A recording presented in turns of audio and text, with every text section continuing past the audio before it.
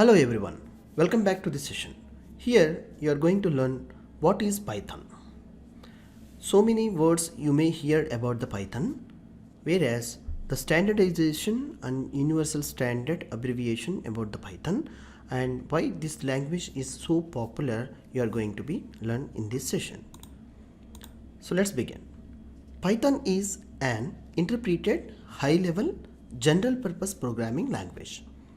So most popular programming languages in the industry nowadays like Java, C# and PHP and other like Oracle, so many languages are there.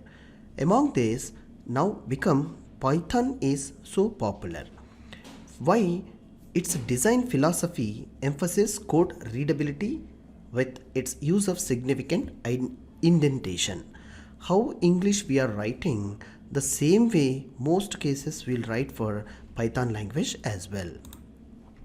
And the programming language of the language construct as well as its object-oriented approach aim to help programmers write a clear code. Object-oriented programming approach and object-oriented programming will tell you once we can write a code and we can use the code repeatedly, we can write again and again using, not writing.